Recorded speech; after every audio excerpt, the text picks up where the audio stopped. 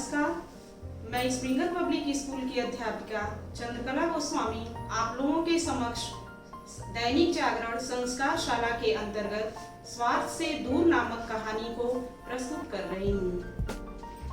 नीलेश के पिता का स्थानांतरण नए शहर में हुआ। यहाँ आकर जब वह पहली बार नए स्कूल गया तो पहले ही दिन उसकी मित्रता प्रणव और रूपेश से हुई। दोनों ही उसकी तरह पढ़ने लिखने में होशियार थे। वे देर तक नीलेश से बातें करते रहे तो नीलेश उस नए स्कूल में भी बहुत सहज महसूस करने लगा। कुछ दिन बीते तो उसने दोनों मित्रों को अपने घर बुलाया। माता पिता से मिलवाने के बाद वह उन्हें अपने दादाजी से मिलवाने ले गया। दादाजी देर तक उनसे बातें करते रहे।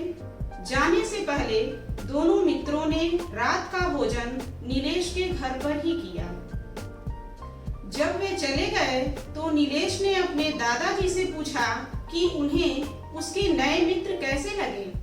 दादाजी ने कहा कि प्रणव हमेशा नीलेश का साथ निभाएगा और उनकी दोस्ती जीवन भर बनी रहेगी, लेकिन रूपेश से दोस्ती लंबे समय तक नहीं चलेगी। नीलेश ने आश्चर्य प्रकट करते हुए पूछा, आप यह कैसे कह सकते हैं? तो दादाजी ने कहा, उन्होंने यहाँ जो कुछ कहा और किया उसके आधार पर मैं कह सकता हूँ कि उनमें से कौन तुम्हारा हमेशा साथ निभाएगा।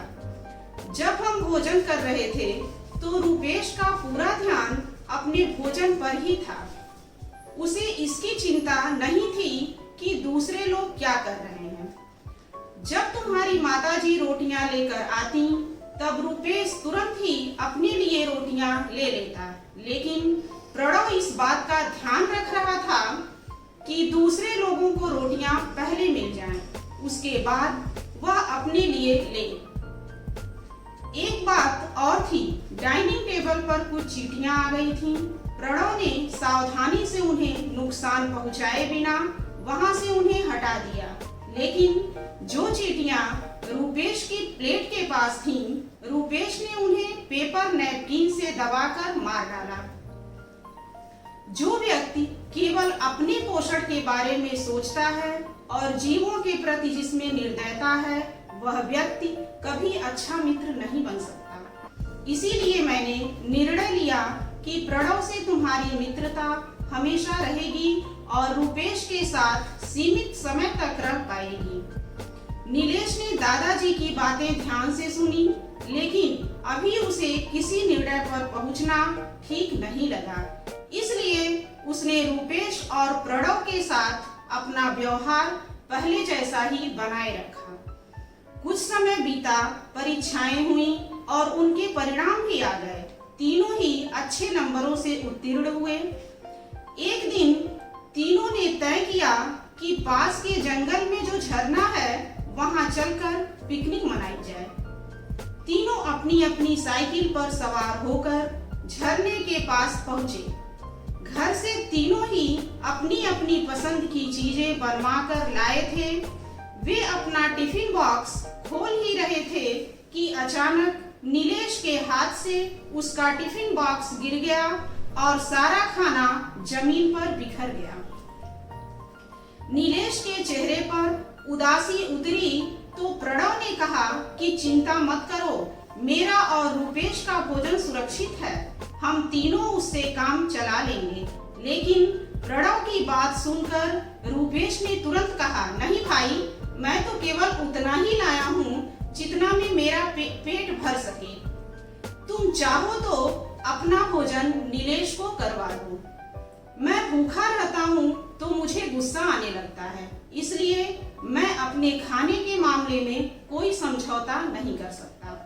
प्रणव ने मुस्कुराकर कहा, कोई बात नहीं, हम दोनों मेरे टिफिन से ही आधा आधा खा लेंगे। रूपेश की बात सुनकर नीलेश के मन में उसके दादाजी की बात गूंज उठी। कुछ समय बाद तीनों नहाने के लिए झरने में उतरे। थोड़ी ही देर में प्रणव और रूपेश तो बाहर आ गए, लेकिन नीलेश झरने में खड़ा नहाता रहा। रूपेश और प्रणव ने अपने गीले कपड़े थैले में रखे और घर से लाए हुए कपड़े पहन लिए।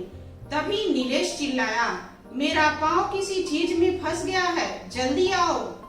दोनों झरने की ओर दौड़े। रूपेश ने किनारे पर खड़े होकर कहा, कोशिश तो करो, तुम बाहर आ सकते हो। उसकी बात सुनकर प्रणव ने कहा, यहाँ किनारे पर खड़े रहकर चिल्लाने से कुछ नहीं होगा, हमें पास जाकर उसकी मदद करनी होगी। लेकिन रूपेश ने कहा, पानी इतना गहरा नहीं है कि वह डूब जाएगा, पैर ही फंसा है, कोशिश करेगा तो निकल आएगा। हमें अपने कपड़े खराब करने की जरूरत नहीं है। अब हमारे पास सूखे कपड़े नहीं बचे हैं, हमारे कपड़े भीग गए तो हमें गीले कपड़ों में ही घर लौटना पड़ेगा और हमारी तबीयत खराब हो सकती है। प्रणव ने आश्चर्य से उसकी ओर देखा। बिना वक्त गंवाए वह झरने में उतरा और नीलेश के पास जाकर मदद की तो नीलेश का फंसा हुआ पैर बाहर आ गया। वह उसे सहारा देकर किनारे की ओर ले आया। नीलेश के पांव में काफी सूजन आ गई थी। उसे दर्द से कराहता देख प्रणव की आंखें छलक उठी। लेकिन रूपेश ने हंसी उड़ाते हुए कहा, तुम तो इतनी छोटी सी ही बात पर घबरा गए और छोटे बच्चों की तरह चीख रहे थे। नीलेश की साइकिल वहीं एक चाय की दुकान पर रखकर प्रणव उसे अपनी साइकिल पर बैठाकर घर ले आया। लेकिन रूपेश सीधे अपने घर चला गया। प्रणव उसे घर पहुंचाकर जब लौट गया तो नीलेश ने अपने दादाजी से कहा, दादाजी आपका कहना बिल्कुल सही था, रूपेश केवल अपने बारे में सोचता है। उस वक्त भी दया नहीं दिखाता जब उसका दोस्त मुसीबत में फंसा हो। लेकिन प्रणव एक सच्चे दोस्त की तरह साथ निभाने वाला इंसान है। अब मुझे स्वार्थी और निस्वार्थ मित्र के बीच का अंतर समझ में आ गया है। अब मैं दोस्ती करते वक्त इस बात का ध्यान रखूंगा कि वह स्वार्थ से दूर हो, क्योंकि ऐसा व्यक्ति ही सच्चा मित्र भी होता है और सच्चा इंसान भी। इसी के ऊपर रामचरितमानस की सीख भी दैनिक जागरण में दी गई है कि सब विधि सोची पर अपकारी, निज तनु पोषक निर्दय भारी। सोचनीय सबहि विधि सोई, जो न छाड़ी छल हरिजन होई। श्री रामचरितमानस की उपयुक्त पंक्तियां उस समय की हैं जब भगवान राम के वन गमन के पश्चात गुरु वशिष्ठ दूतों के द्वारा श्री भरत को ननिहाल से बुलवाते हैं।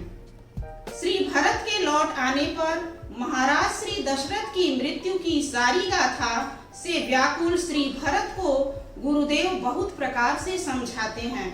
वे कहते हैं कि किन लोगों के लिए मृत्यु के पश्चात शोक करना चाहिए और किन लोगों के लिए शोक करने की आवश्यकता नहीं है। महाराज श्री दशरथ की धन्यता का विस्तार से बखान करते हुए वे कहते हैं, भरत, शोक तो उसके लिए किया जाए जो अपने शरीर का तो भरण पोषण करे पर दूसरों का अनिष्ट करे और जरा भी दया भाव न रखे। शोक उसके लिए भी करना चाहिए जो छल छोड़कर भगवान की भक्ति ना करे। तुम्हारे पिता तो भगवान शंकर के महान भक्त और हर तरह से प्रजा का हित करने वाले थे। कदाचित वे इतने निश्चल थे कि उन्हें धर्म की दुहाई देकर चला गया है। यदि उनमें तनिक भी कपट या छल होता तो वे राम को वन भेजकर अपने प्रति इतना अन्याय न करते, जिसके कारण उन्होंने शरीर ही छोड़ दिया। 14 भुवनों और तीनों कालों, भूत, वर्तमान और भविष्य में ऐसा निश्चल राजा न तो हुआ, न है और न होगा। भरत वे धन्य थे जिनके पुत्र राम, लक्ष्मण, शत्रुघ्न और तुम भरत हो। धन्यवाद।